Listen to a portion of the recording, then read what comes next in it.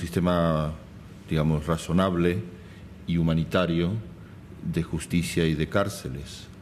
O sea, yo conozco este tema no por África, sino por Haití, donde trabajando sobre Haití en los últimos años, en una serie de entrevistas en Haití, me encontré con que ningún donante internacional quería construir cárceles en Haití porque era mal visto en sus propias sociedades.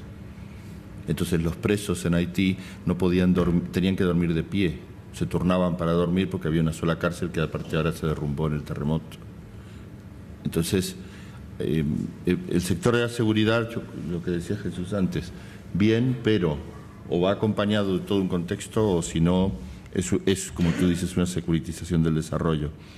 Hay otro tema que ahí planteas que es muy importante sobre el tema de desarrollo económico. Hay una cuestión que hemos mencionado aquí muy rápido, quizás se mencionó en los días anteriores, y es el gravísimo problema de que la comunidad de donantes en los programas, se llamen de peace building o del nombre que le queramos poner, prestan muy poca atención a la cuestión de creación de empleo, y especialmente creación de empleo entre sectores jóvenes en países donde el número de gente joven es inmensa.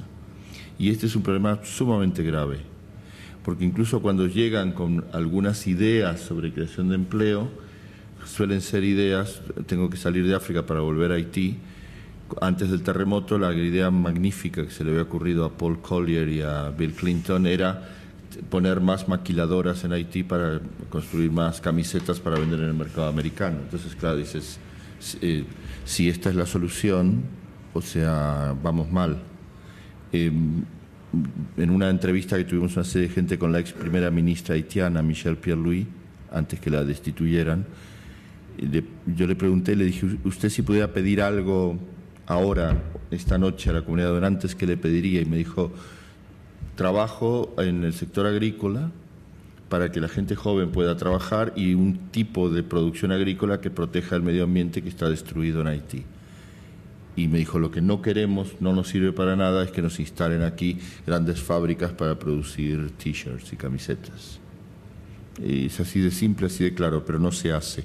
Y en general el sistema internacional de donantes no presta atención a este tema porque considera a las Naciones Unidas que no es una creadora de empleo y los peacekeepers no son creadores de empleo. Crean empleo local en el momento y luego se van y se acabó el empleo. Pero empleo sostenible, productivo, para que esos países puedan crecer, al final no lo hace nadie. Y los inversores internacionales o no tienen interés porque es muy inestable o tienen interés en aquellos sectores como es por ejemplo la minería o el petróleo, que entonces sí les son rentables, pero volvemos al problema anterior que hemos discutido. Y otra cuestión que tú mencionabas al final, que me parece a mí interesante, cuando dices no es cuestión decías de ir a los estudios de caso. Yo creo que lo que tú planteas de los estudios de caso me ha hecho pensar también en lo que son los procesos en que un determinado país, en este caso España, vaya asumiendo determinados temas. Yo creo que es relativo, yo lo encuentro lógico y positivo inicialmente, que España, por ejemplo, vaya entrando en determinadas cuestiones en los últimos 20 o 25 años, vaya asumiendo determinados temas. Por ejemplo, la presentación que tú nos has hecho sobre género, o sea, que asuma el tema. Y luego, a partir de asumir el tema, vaya seleccionando qué puede hacer. Y esa selección coincidiría desde el mundo académico sobre lo que tú llamabas los estudios de caso. Que sí que se llega a un punto de síntesis, donde lo que se trabaja desde, por ejemplo, el sector oficial, que el sector académico también influya diciendo, cuidado que esto es lo que nosotros estamos viendo, o convendría avanzar por aquí o por aquí. Pero evidentemente no queda más remedio que ir de lo general a lo particular, pero en el punto del debate en el que estamos, que fue tu punto de arranque, se necesitan estudios absolutamente particularizados en este momento, porque las generalidades ya están dichas por todos los lados.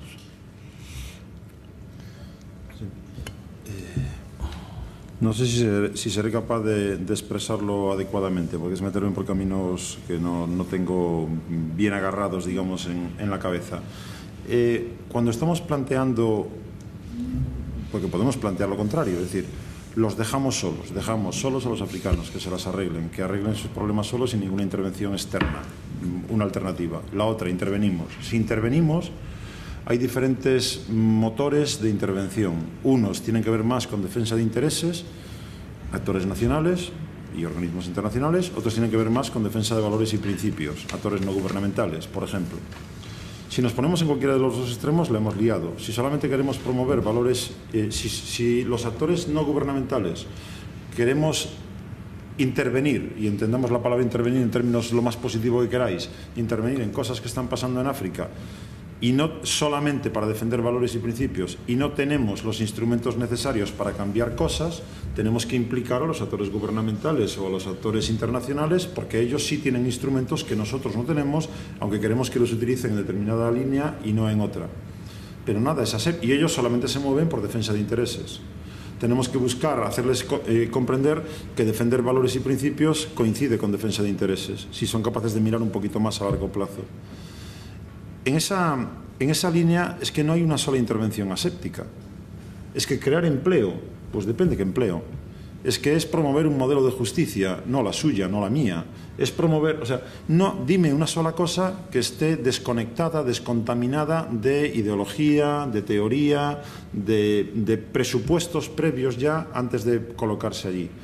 ¿Y qué nos ocurre en muchos casos cuando nos encontramos en estas situaciones?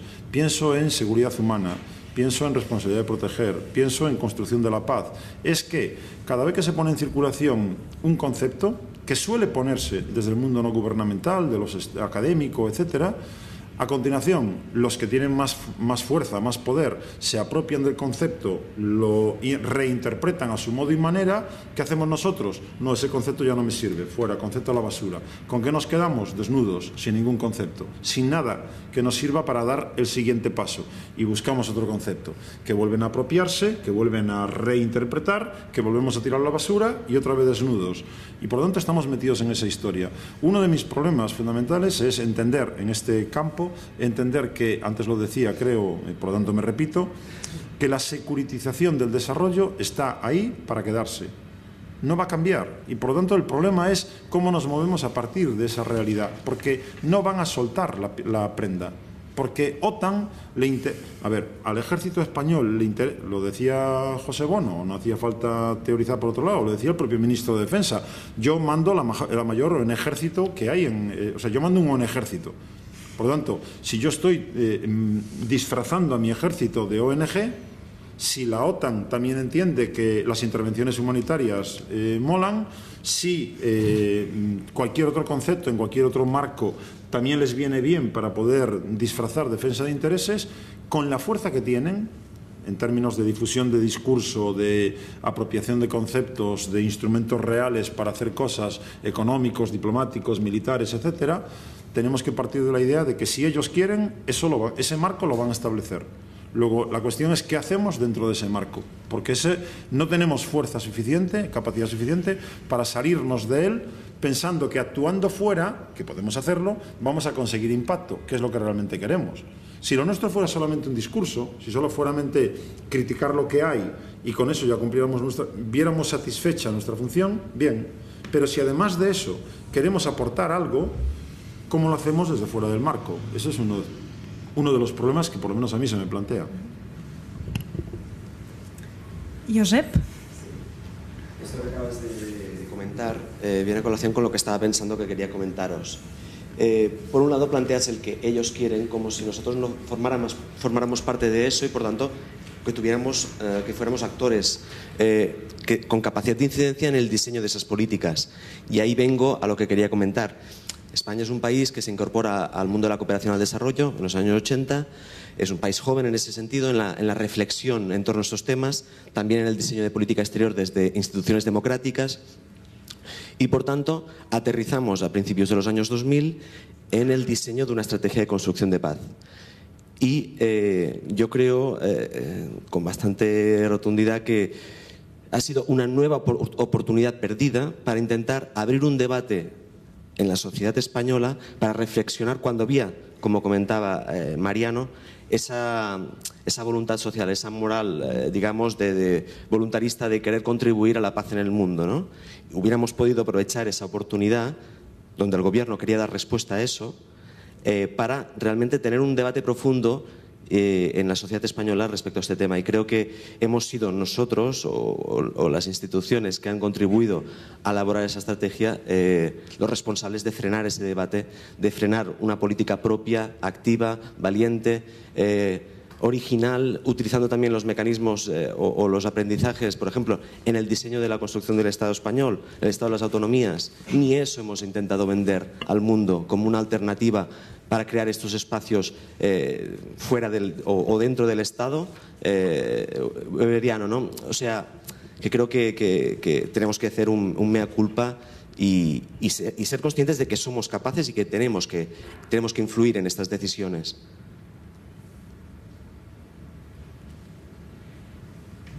Hay más preguntas, no sé si reagruparlas un poco. Raquel, ¿quería comentar algo?